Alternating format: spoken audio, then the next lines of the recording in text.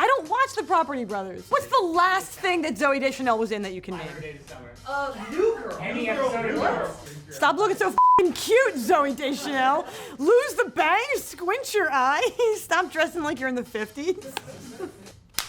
I'm Hannah Kaiser, and this is The Bandwagon. Last week, we bandwagoned the Nationals because they're going to be one of the NL wildcard teams this year. But another team from one of the handful that have accidentally above averaged their way into almost contention will also make the postseason. And while there are more likely and perhaps more deserving teams to choose from, I just really like and respect my mother, which is why this week, I'm bandwagoning the Mets.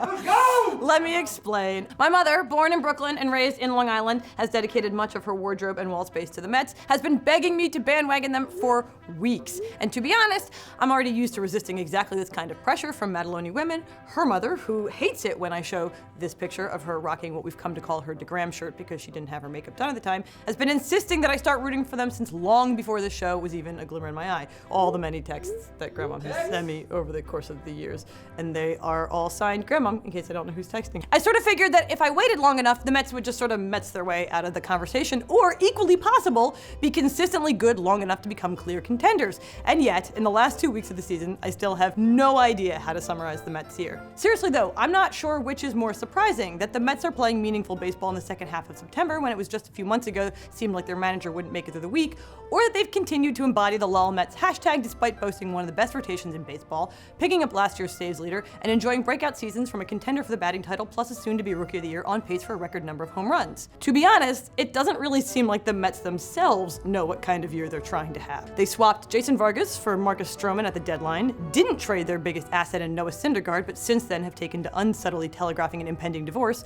and despite a public fight with a Newsday reporter, the team seems committed to providing consistent fodder for features there by signing every Long Island product in the league. It's a very niche joke, no one gets it.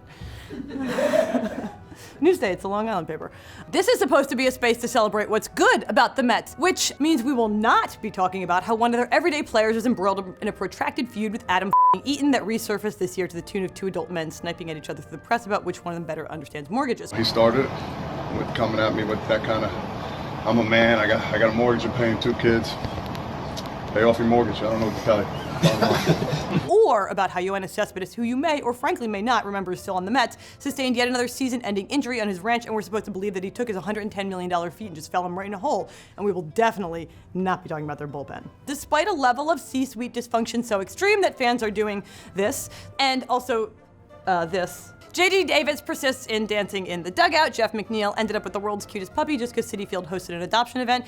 And then there's Pete Alonso, who has the posture and emotional resilience of a toddler combined with the strength of Paul Bunyan. The 24-year-old rookie hit 57 home runs on a single night in early July to win what was probably the best home run derby ever and take home a prize nearly double that of his major league minimum salary. He has already eclipsed a number of franchise records and will spend the last 2 weeks of the season chasing Aaron Judge's all-time rookie mark. And yeah, I know, the ball is juiced. But, counterpoint. 3-1 to Alonso. And he hits it in the air to deep left field. Forget that. Off the facing of the third deck. Their cat guy is 1/3 of the best broadcast team in baseball. And I say that sincerely and inclusively of the time that they talked about peppermint patty nutrition facts in the broadcast, and also when they just ethered these boat bros. Now, what kind of music do you think we're playing on this boat? Obviously, we don't have the audio capability to be able to find out, but just from the nature of the dance steps, what do we think that is? Well, I know those 2 gentlemen don't have a chance. The decisive blow there was delivered by Keith Hernandez, whose cat Haji has a better life than any minor league baseball player and who is proof that Twitter would be better if it was populated exclusively by people who don't entirely get it. On second thought, yikes. Horny on the bird. The Mets seem almost constitutionally ill-suited to baseball, a sport that's all about the long game, whereas their entire future seems to change direction every time a mysterious suited man is spotted in the dugout. But it sure has been interesting, and you can't pay a baseball team to provide that kind of constant churn of potential content. Trust me, we tried. They'd rather do it for free. Root for the Mets. It's certainly not the worst way to manifest a masochistic tendency towards self-harm. That's the end of that segment. Yeah? What segment you want to do now? Fan, not a fan? Love it. All right. Fwa, fwa, fwa, fwa.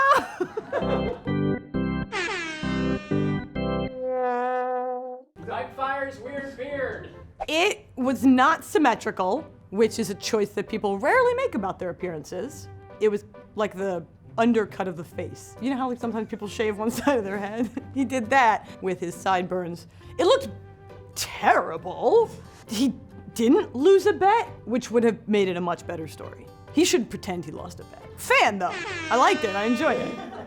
Wearing jerseys as undershirts. Oh, Ryan Braun wore Christian Yelich's jersey under his jersey because Christian Yelich got hurt. He's not dead. Like, that's weird, right? Yes, it's on brand for Braun though, right? Yeah. I mean, he hit a home run, and then he was like, it's your sweat, man. It just, I don't know, like, what is that? I wonder what Christian Yelich thought. Was Yelich, well, he doesn't need clothes, he looks amazing. He did the ESPN body issue, he got very comfortable with himself, and he was like, I'm never wearing that jersey again, and Ryan Braun was like, can I have that? It's weird, he was in the dugout. Like, he wasn't even not there. Not a fan of this, I didn't like it at all. Tim Tebow. He was on some television program and he expressed that college athletes don't need to have an avenue to make money off of how much money the school's making off of them. This is a self-evidently bad take. It's like these people earn other people a lot of money should they get any part of that money. And to say like no is both wrong, but it's also like, you don't have to have that bad take. Like, I understand why, like, the provost has that take because the money that the players are not getting is going to him. Why did Tim Tebow have this take? Like, why was he like, it is very important that people know I would be willing to sacrifice, like, a 19-year-old's both health, safety, and earning potential. Like, that's like, no one was making you do that. Don't be on television, Tim Tebow. You are not smart enough to pull it off. Yeah. Seinfeld! Never seen it. Here's the thing. This goes back to my take on so many things, which is, would I like the show? Sure, I would love the show.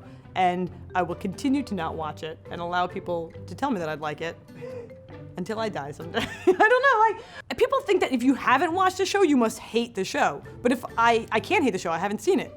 It's a Schrodinger's show right now. Schrodinger's Seinfeld. I both love it and hate it. So, That show on TV. I can't tell you if I'm a fan or not. Pumpkin spice. Yeah. Fan. Yeah. Okay. Do you know what's so good?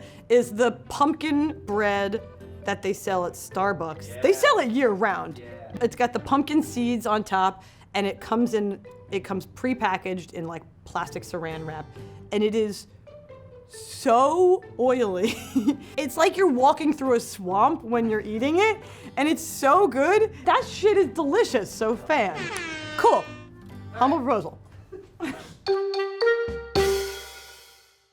The problem with having two wildcard teams is, first and foremost, that it takes what was already a perfectly optimized format and just muddles it all up. One wildcard team is an elegant two birds with one stone kind of solution. It addresses the need for an additional playoff team in each of the 3 division leagues, while accounting for the possibility that a second place team in a strong division could be better than the first place team in a weaker division. But adding an additional team into that structure just reintroduces the odd number of teams per league, which then has to be solved by wedging another series into the already crowded postseason picture. And that problem is so-called solved by a single elimination game, which is antithetical to everything else about the sport. And I realize that the postseason is a cash cow, and any seemingly nonsensical expansion can be explained by a desire for ever-increasing profits. Also, the only interesting races this year are for that second wildcard spot. But hear me out. That is actually an argument against rewarding teams who would otherwise be relegated to the also-rans. You should have to try to make it into October. Trimming down the number of playoff berths won't actually address tanking, but it should force some of those teams who would otherwise split the difference to really go for it. And who knows, a couple of those teams might get lucky, and we could even end up with a decent division race. Yeah, let's wildcards. Fewer wild cards. What are we a fan of this week? We're a fan of the Mets. What? Yeah, for real. Happy birthday, Mom and Dad, Bob and Denise. Tim Tebow had terrible takes this week, which is unfortunate, not necessary. Speaking of, pumpkin spice. Not even really the pumpkin spice, it's the pumpkin. I'm out on pumpkin spice when it's applied to non-pumpkins. Pumpkin spice refers to like cloves, cinnamon, that like mixture of. I'm saying only use it in food elements that also have pumpkin. I feel like that means you're out on the concept. I think it does. I think it does. Can we roll back the tape? Pumpkin spice, not a fan. Cool, that's the end of the episode.